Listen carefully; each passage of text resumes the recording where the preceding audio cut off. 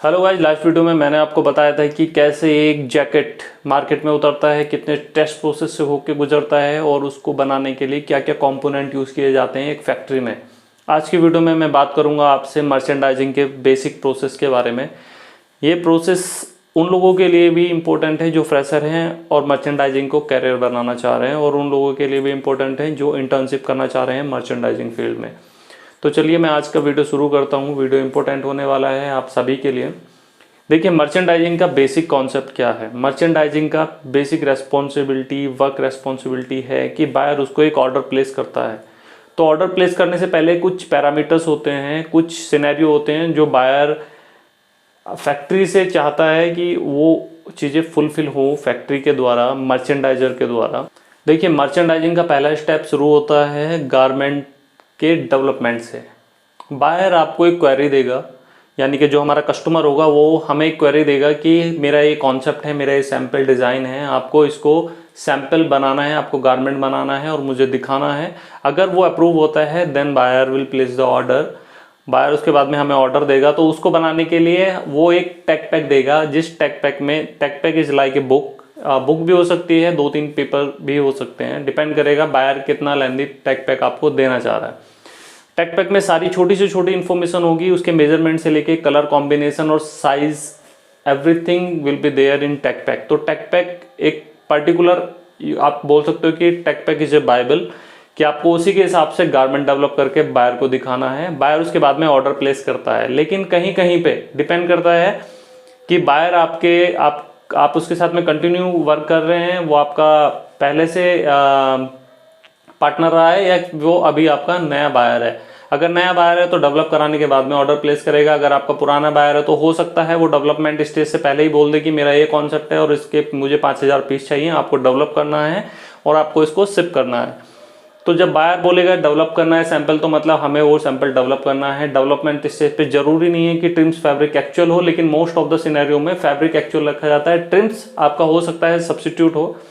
Develop करने के बाद में हम बायर को भेजते हैं एज पर द रिक्वायरमेंट कि उसने टेक पैक में क्या दिया है। अगर बायर अप्रूव करता है तो बायर उसके बाद में आगे के स्टेप्स, जैसे मार्केटिंग सैंपल है, एसएमएस सैंपल है, या फिर फोटोशूट सैंपल है, या फिट सैंपल है, या पीपी सैंपल है, जो भी उसका रिक्वायरमेंट होगा वो हमें बताएगा और हमें वो रिक्वायरमेंट उसको फुलफिल करके देना है। और फाइनली जो हमारा सैंपल होता है वो हमारा पीपी सैंपल होता है। लेकिन पीपी सैंपल बनने से पहले बायर हमसे डेवलप कराता है, उसके बाद में हमसे मार्केटिंग सैंपल बनवाता है, उसके बाद में प्रोटो बनवाता है, उसके बाद में वो हमसे पीपी सैंपल फिट सैंपल बनवाता है, फिर वो पीपी पे आता है। लेकिन पीपी इज द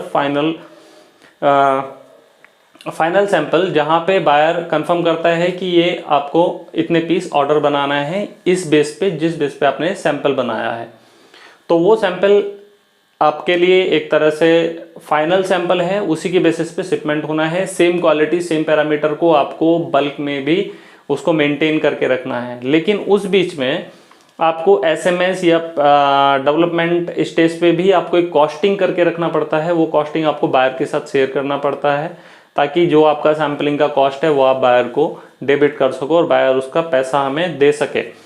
वही सैम्पलिंग, जब हम सैम्पलिंग कराते हैं तो हमें क्या करना पड़ता है, हमें सैम्पलिंग टीम के साथ में बैठ के पैटर्न रेडी कराना पड़ता है विद मेजरमेंट। क्या मेजरमेंट बायर का रिक्वायरमेंट है, क्या उसने डिज़ाइन दिया है, वो सारी चीज़ें हमें इम्प्लीमेंट करनी होती है अपने पैटर्न में।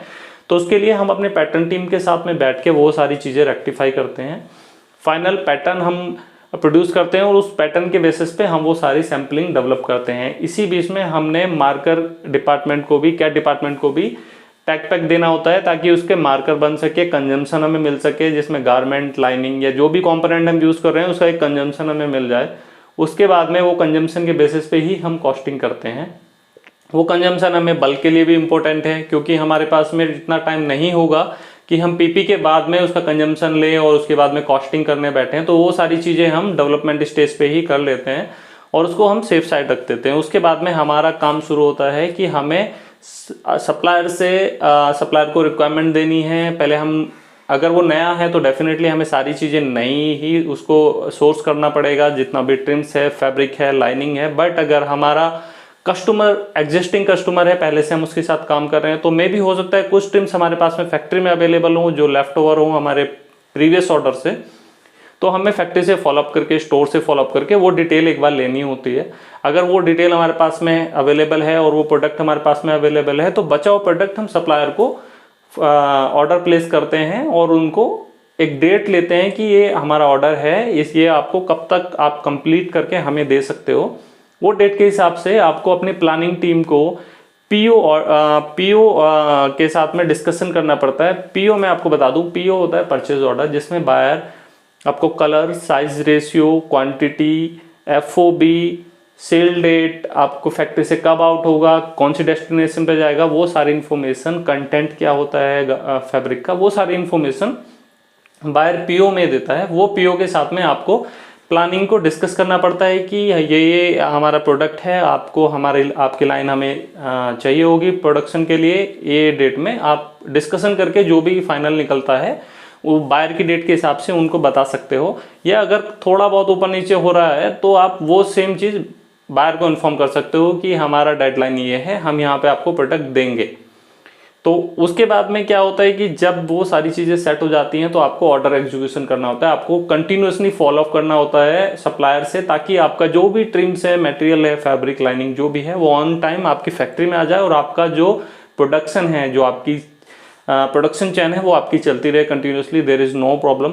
इस बीच में हमें बहुत सारे और भी काम करने होते हैं, जैसे हमें लैब डिप का अप्रूवल लेना पड़ता है, कलर का अप्रूवल लेना पड़ता है, हमें लेबल्स का अप्रूवल लेना पड़ता है, हमें जितनी भी ट्रिम्स यूज़ हो रही है उन सब का अप्रूवल लेना पड़ता है बायर से। तो वो सारी चीज़ें भी हमें इसी बीच में इकट्ठा करनी होती है। इस बीच में हमने फैब्रिक का टेस्ट कराना पड़ता है, जिसको एफपीटी बोलते हैं, हमें लाइनिंग का टेस्ट कराना पड़ता है, उसको भी एफपीटी बोलते हैं। इसके बाद में हमें गारमेंट, जब हमारा गारमेंट रेडी होता है पीपी के टाइम पे, उसी टाइम पे हम जीपीटी के लिए भी गारमेंट रेडी करते हैं और उसका भी गारमेंट टेस्ट करा के रखते हैं। ये सारी चीज़ें इंपॉर्टेंट होती है। इसके अलावा हमें फैब्रिक कंपैटिबिलिटी रिपोर्ट भी रेडी करानी पड़ती है, जो हमें फ्यूजिंग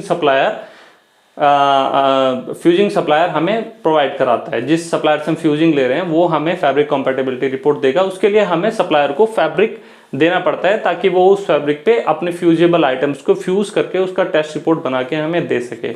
ये सारी चीज़ें हमें कलेक्ट करनी होती है बिफोर प्रोडक्शन। जब हम स्टार्ट करते हैं उससे पहले we need to collect all these details, क्योंकि ये डिटेल्स हमें पीपीएम के टाइम पे जरूरत पड़ती है। पीपीएम एक प्रोसेस होता है, जब आप कोई भी नया प्रोडक्शन करते हैं, कोई भी नया स्टाइल करते हैं, तो हमें कुछ साइज रेशियो में गारमेंट्स बना के रेडी रख के बायर को प्रेजेंट करना होता है कि ये साइज में हमने बनाया है, तो उसमें हमें क्या डिफिकल्टी आई है, कहाँ पे हमें प्रॉब्लम्स फेस हुई हैं, वो हम बायर के साथ में डिस्कस करते हैं, इंटरनल टीम के साथ में डिस्कस करते हैं और उसको रेक्टिफाई करते हैं कि बल्क में ये चीज़ें रिपीट ना हो। उसके लिए पीपीएम करते हैं। तो पीपीएम में ही वो सारी डिटेल्स हमारे पास होनी चाहिए, जितने भी टेस्ट रिपोर्ट्स है वो होने चाहिए। पीपीएम कंडक्ट होने के बाद में हमारा लाइन स्टार्ट हो जाता है, प्रोडक्शन स्टार्ट हो जाता है। प्रोडक्शन स्टार्ट होने के साथ साथ हमने बीच बीच में क्वालिटी एनालाइज करना चाहिए, और उसके अलावा एक इनलाइन इंस्पेक्शन होता है जो बायर रिप्रेजेंटेटिव आके फैक्ट्री में करता है, या फिर अगर उसका नॉमिनेटेड कोई क्यूए है फैक्ट्री में तो वो करता है, जो कि लाइन में जाके देखता है कि प्रोडक्ट कैसा बन रहा है, क्या पैरामीटर्स हैं क्वालिटी के, वो पास आउट है कि नहीं है, वो सारी चीज़ें वो देखता है। उसके बाद में हमने वो पीओ को वेयर हाउस का जो मैनेजर है या फिर जो उसका एग्जीक्यूटिव है उसको देना होता है, ताकि वो उसके हिसाब से पैक प्लान रेडी कर सके। आपके गारमेंट, कितना गारमेंट बना है और हमने क्या दिया है एक्चुअल में, वो सारी चीज़ें एक तरह से उसको टैली करता है और एक पैक प्लान रेडी करता है। वो पैक प्लान को हमने, जो हमारा एग्जिम ऑफिसर है उसको देना पड़ता है, ताकि वो गाड़ी बुक कर सके, कंटेनर बुक कर सके, और वो उसी पैक प्लान के हिसाब से वो कंटेनर बुक करना पड़ता है। और कंटेनर बुकिंग से पहले हमने उसको देखना पड़ता है कि वो किस तरह से पैक होता है, वो कार्टन में पैक हो रहा है, हैंगिंग में जा रहा है, किस तरह से जा रहा है। उसी के हिसाब से जो हमारा एग्जिम ऑफिसर है वो गाड़ी बुक करेगा, कंटेनर बुक करेगा। उसके बाद में वो ऑन द टाइम निकलना चाहिए। उतनी ही रेस्पॉन्सिबिलिटी एक मर्चेंडाइजर की होती है। तो बेसिकली मर्चेंडाइजिंग में यही होता है कि आपको प्रोडक्ट डेवलप कराना है, सप्लायर से कोऑर्डिनेट करना है, बायर से कोऑर्डिनेट करना है, सारी टीम्स के अप्रूवल लेने हैं, लैब डिप का अप्रूवल लेना है, आपको जो भी अप्रूवल्स पेंडिंग है बायर से ले लेने हैं इसी बीच में, और आपको सप्लायर को डे बाय डे अपडेट लेना है और फैक्ट्री में ऑन टाइम मटेरियल डिलीवर कराना है, और उसके बाद में आपको शिपमेंट भी ऑन टाइम भेजना है। यही एग्जीक्यूशन मर्चेंडाइजिंग का होता है, यही मेन रेस्पॉन्सिबिलिटी होती है। आई होप आप समझ गए होंगे मर्चेंडाइजिंग की रेस्पॉन्सिबिलिटीज़ क्या हैं। तो आज के लिए इतना ही, मिलते हैं एक नई वीडियो में, तब तक के लिए थैंक यू।